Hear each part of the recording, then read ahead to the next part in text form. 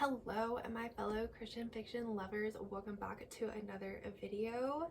For those of you who are new here, my name is Sierra and I post all things Christian fiction. I've recently returned to BookTube and today is my first full review of a Christian, actually biblical fiction book that was recently released, and I pre-ordered it, I read it, and boy do I have some thoughts. So I actually have compiled a list of my thoughts so that this is not just a rambling video that makes no sense. I will have it broken up into sections. But yeah, let's just get into it.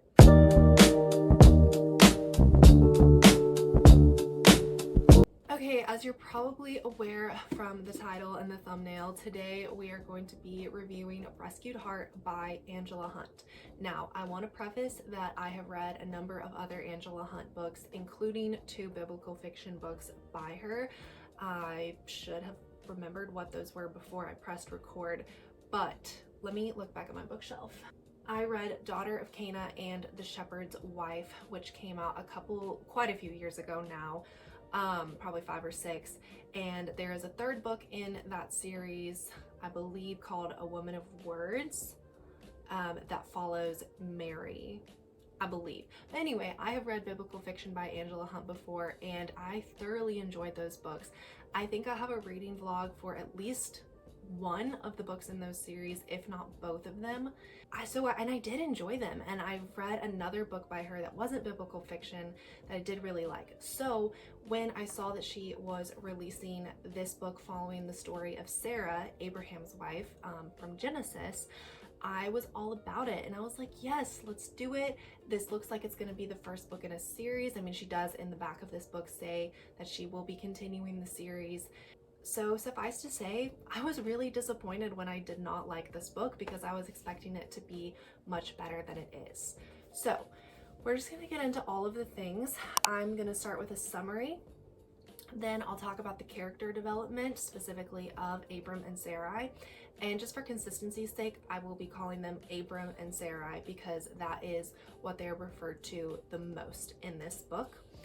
Then I'll talk about the plot development, and then at the end I will talk about the faith content. So to begin with a summary, this book in and of itself is split into 4 books, basically 4 parts within the story, and they follow the different parts of Sarai and Abram's journey. It starts the first chapter with them getting married and then follows as they leave the land of Ur and go into the land of Canaan and then kind of traverse all across the land of Canaan. They are in some spots for a long time, but not, it kind of jumps around a lot where they are. So one random thing about this book, I wasn't quite sure where to put this, is that Sarai starts the book with the name Ishka. I looked in the Bible and I Googled it online. The first time that Sarai is mentioned in the Bible is in Genesis 11:29. It says, "Then Abram and Nahor took wives. The name of Abram's wife was Sarai, and the name of Nahor's wife Milcah," and on and on. So scripturally, Sarai does not seem to have ever been Ishka, but Angela Hunt does acknowledge that she took a lot of inspiration from the book of Jasher to write this, and so I'm assuming that that's where she got the name Ishka from. But anyway, she's only Ishka for like 1 chapter. So the whole book just follows them traveling around. All of the scriptural events you read about of Abram and Sarai occur in this book. So them passing through Egypt and posing as Abram's sister, when Sarai laughs at God for saying that she would get pregnant within a year, all of those things you read about in this book, plus some other events that were inspired by the book of Jasher. So keeping that in mind, because the Bible is the Bible, I will be technically spoiling a lot of this book but it is about a biblical character, so I wouldn't consider it that much of a spoiler. If you are like, oh, I don't want to know any, I mean, I've already given away some things that happen, but if you like are like, I don't want to know anything about this story, then definitely don't watch this video. But I just thought I would give that disclaimer, I guess, sort of towards the beginning. So moving into the characters, the two main characters are Sarai and Abram. Sarai takes the dominant focus of the book. And one thing that I found really interesting was that Sarai's perspective was always in first person using I, me, my, but Abram was always in third person, which every time it transitioned, it really threw me off and I did not like it. So just like that on the surface, I feel like you should never mix third person and first person unless you're trying to unless it's really adding to the story. And I'm gonna be honest, it did not add to the story. It made it more confusing and just like, what's going on here?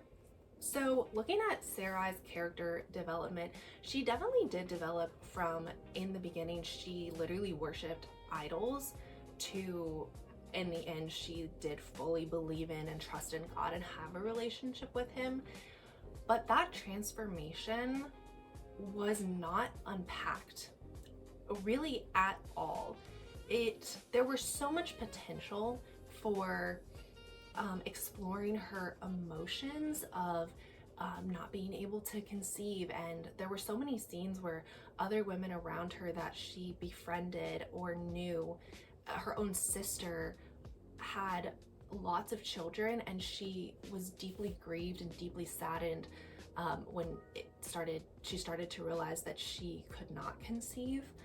And there was so much potential for how deep the story could go with that heartache, and it did not go in that direction. It really kind of like glossed over the surface of like, I was really sad, I couldn't talk to her anymore, but the story did not like dive deeper into resolving how she got past that and how she learned to live with it. It was just kind of like one day she learned to live with it. And that was another thing that, this is kind of inching a little into plot development, but I'll just put it in here. The book jumped around so much. I mean, literally at the beginning of the book, Sarai is, I think, like 38, and it follows her into her, like, she's like 100 some years old when she passes away in the final chapter. And covering someone's lifespan like that, except for what, their first 40 years of life, it made it so that it seemed every new chapter or every few chapters would start as something like, and so we resided in this valley for 15 years, or after 10 years of being here, then the chapter would unfold. And that made it really hard to connect with the characters because a lot can happen in 10 years. Some books are written within only a couple of days. Like, the whole story takes place within a couple of days. So to try and emotionally connect with a character over their entire lifespan with only 350 pages, if that, 333 pages, is really hard to do. I didn't feel myself being sad for Sarai or really feeling the heartbreak and the confusion or the anger, the frustration, anything like that. I didn't feel myself feeling it for her or along with her because I didn't get a chance to connect with her as a character. Now, I've seen some people talking about how they didn't like that Sarai worshipped idols. I understood it for the context of the book, but again, I think it was a missed opportunity to explore her transition from worshiping idols and worrying about, like, when she gets married, she worries about upsetting the fertility goddess, and maybe that's why she didn't get pregnant, or she couldn't get pregnant. I think there was missed opportunity to dive into like what was the turning point, what were the steps that led her from thinking I have to rely on these gods, these false gods, to I'm going to fully rely on and trust in God. Speaking of her relationship with God, it did not feel as personal as it should be. I do feel like in scripture, it's definitely implied that Sarai struggled with God and with the way that God made her wait so long to conceive, which fair, I think any woman would struggle with that if it took them until they were 90, I believe, to conceive their first child.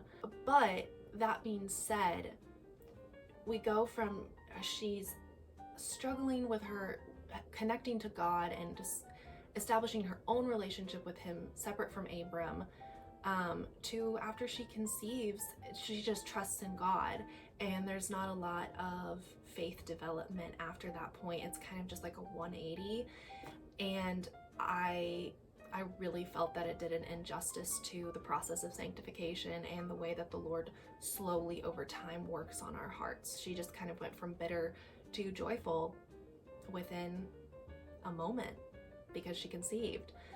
And it just didn't click with me because I don't feel like that's how the Lord always works on our hearts. I would have preferred a representation of it took some time, and she really had to come to terms with who the Lord was for her. So kind of moving into the character of Abram, he was a one-note character for me.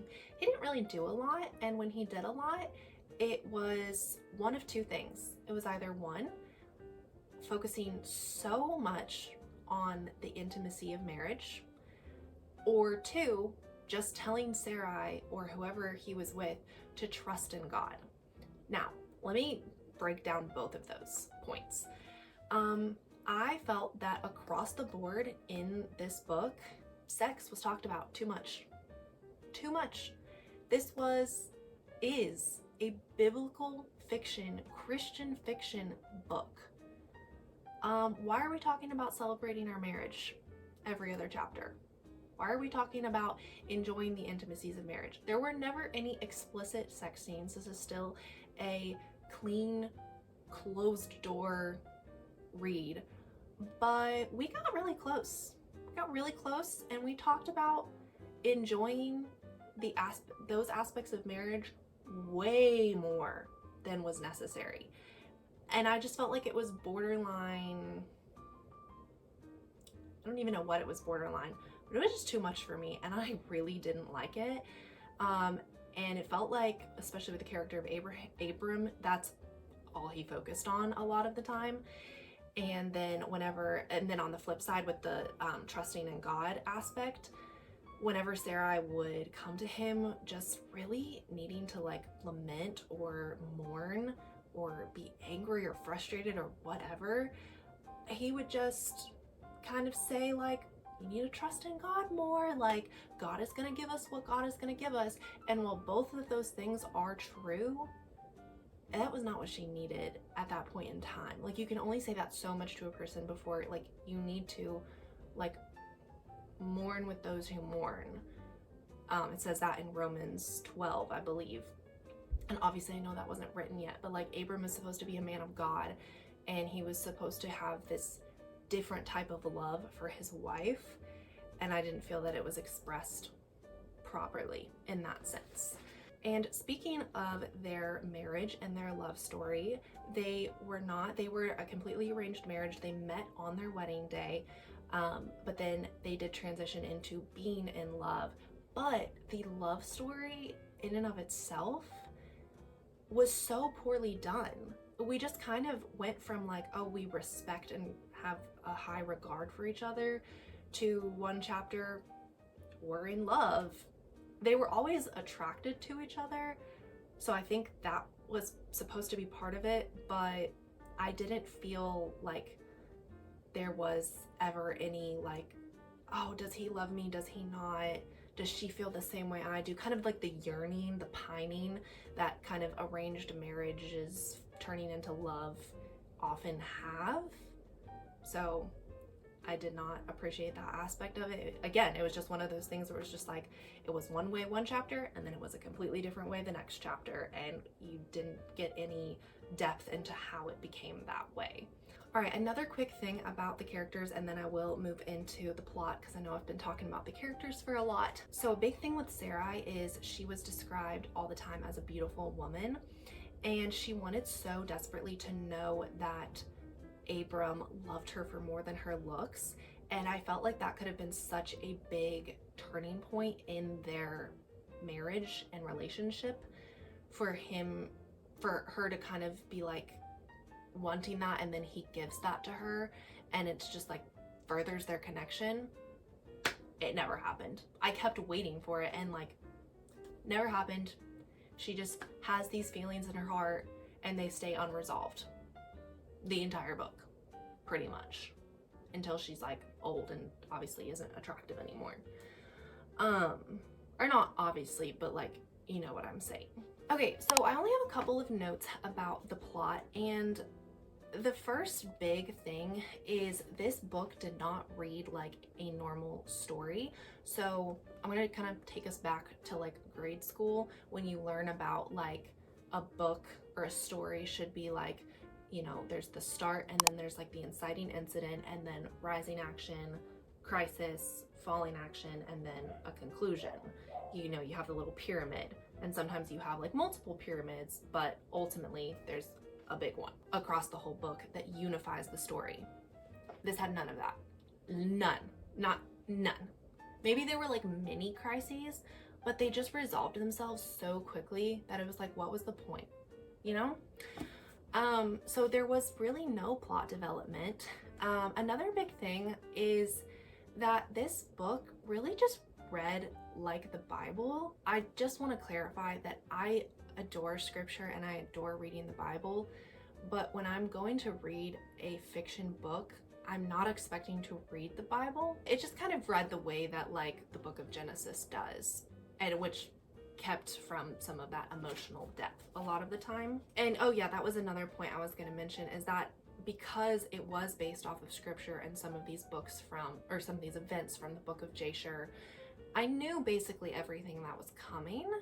So that's why I really needed that emotional depth, and I needed to connect with the characters and not just have it be this happened, this happened, this happened, this happened for 333 pages, you know? All right, and finally, let's talk about the faith content. I will say there was so much faith content in this book, but it could have been better. There could have been better personal connections with God.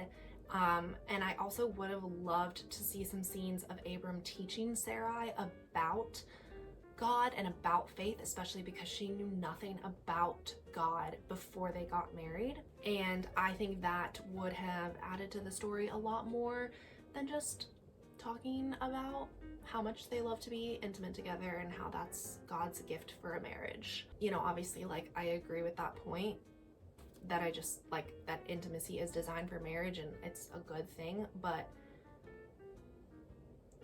why do we gotta be talking about it all the time? Like, why was that the main point of saying how good God had blessed their marriage? Why couldn't there have also been parts of like them praying together and learning about God together and conversing about God together? And just, yeah, there was a lot of missed potential with those aspects of their relationship. So, but yeah, so to conclude the faith content portion, lots of talk about God, lots of true words spoken about God and written about God, just done in an unengaging manner. So overall, I did end up giving this book 2 stars. I most likely definitely will not be continuing with the series. I just think there's a lot of better biblical fiction out there, and this book is also starting to confirm what I've been thinking for a while, is that when you have prominent biblical figures like Sarai / Sarah in scripture, it's really hard to write a book about them because that was a real person, and you're taking a lot of creative liberty to try and imagine what she could have felt and to present it in such a factual way. It just kind of sits wrong with me. Those are my thoughts and summaries of, yeah, I guess just my summary of my thoughts on Rescued Heart. If you have read this book and you have a different perspective or the same perspective, if you have any perspective on this book, please let me know in the comments, and I'd love to chat about it. If your reasons for liking it or disliking it are different than mine, I would also love to know why and to hear any thoughts. All right, well, that brings us to the end of this video. Thank y'all so much for watching. If you want to watch more content like this, go ahead and like and subscribe, and I will see you in a video very soon. Bye.